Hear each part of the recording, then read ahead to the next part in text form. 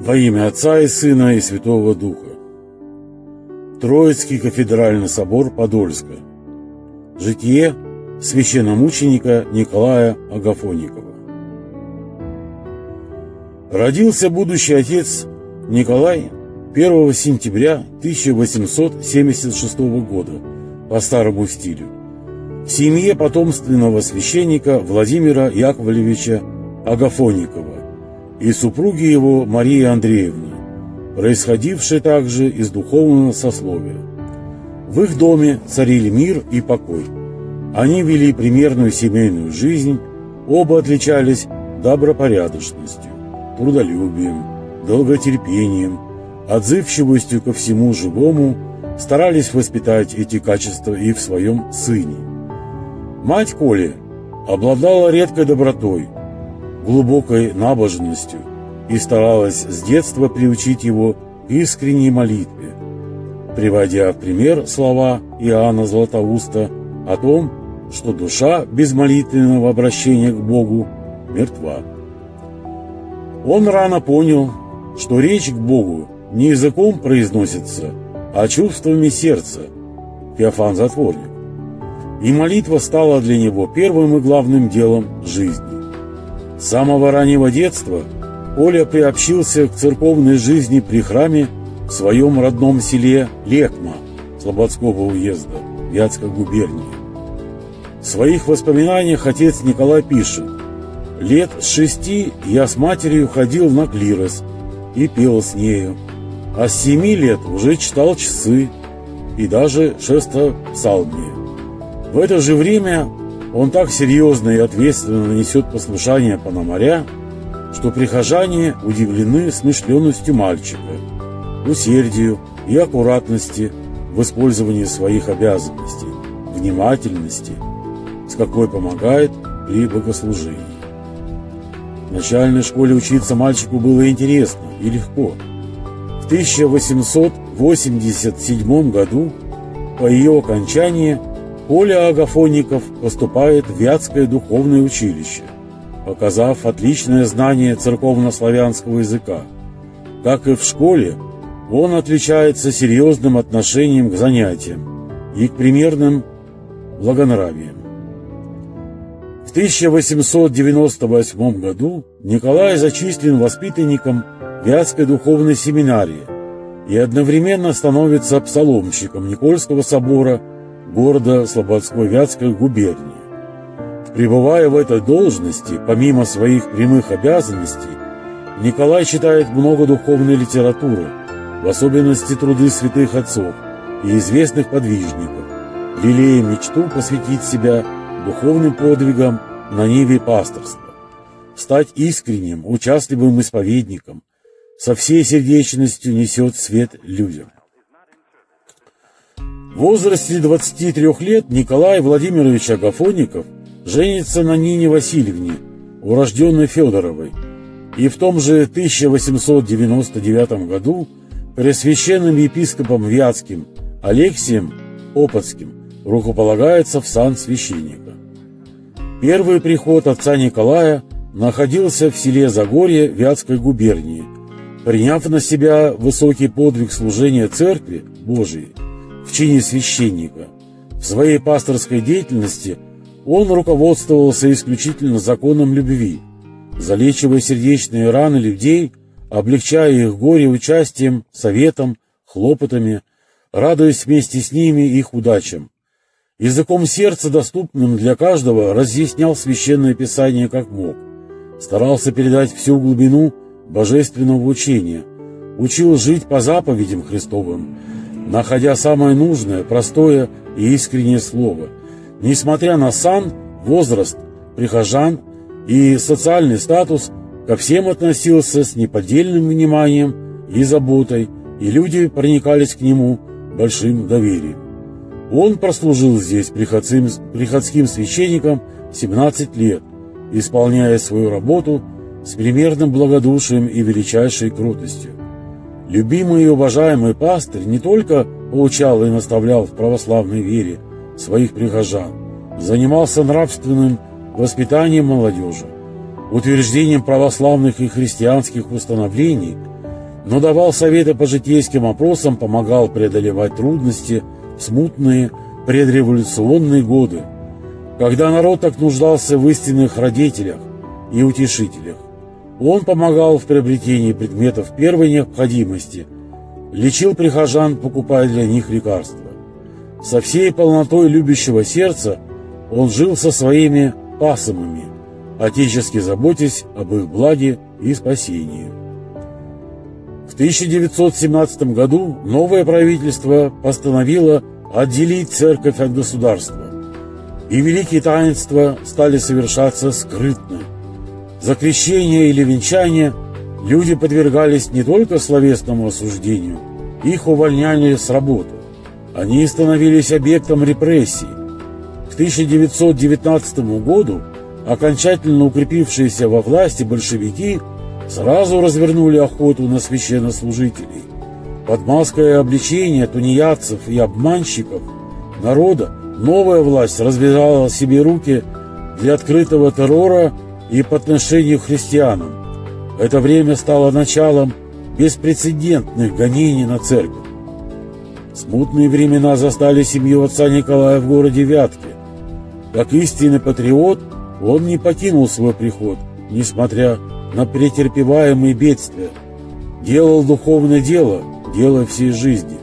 Выдерживая натиск революции, в нем пылал дар духа, помогающий вынести гораздо больше, чем может вытерпеть человек.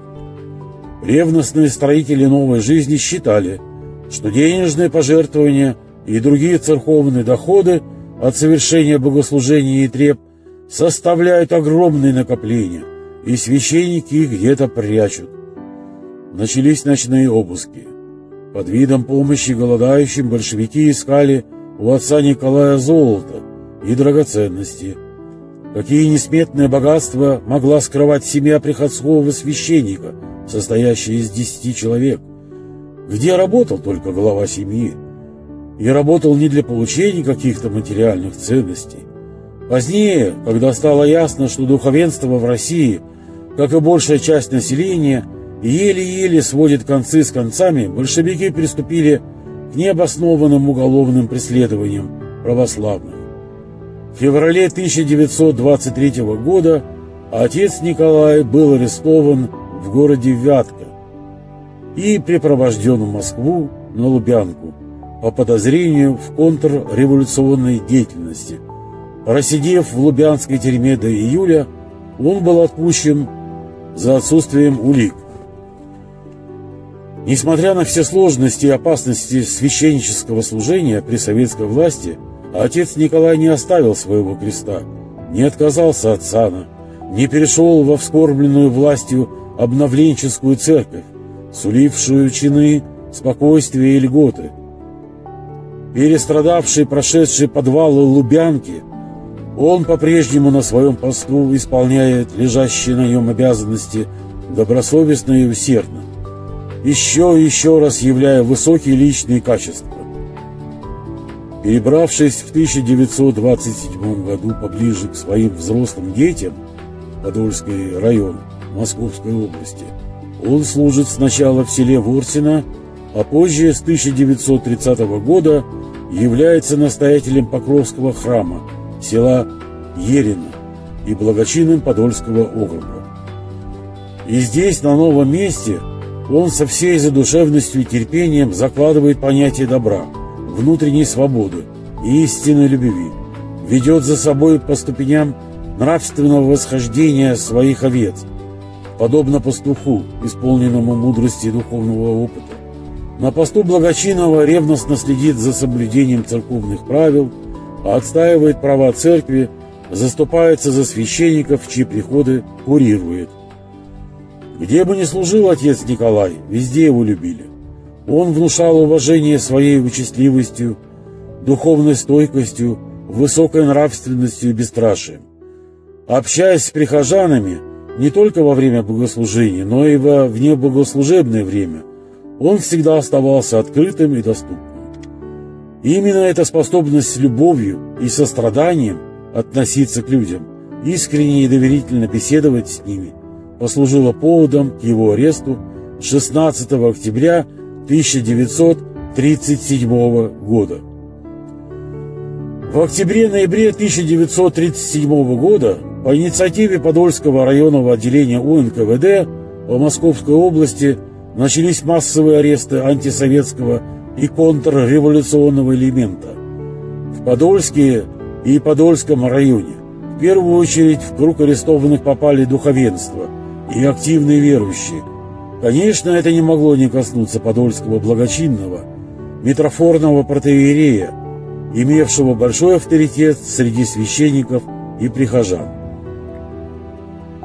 Из материалов следственного дела номер 4320 на служителя культа Агафонникова Николая Владимировича видно, что показания против него дают люди, пользовавшиеся его гостеприимством и вниманием.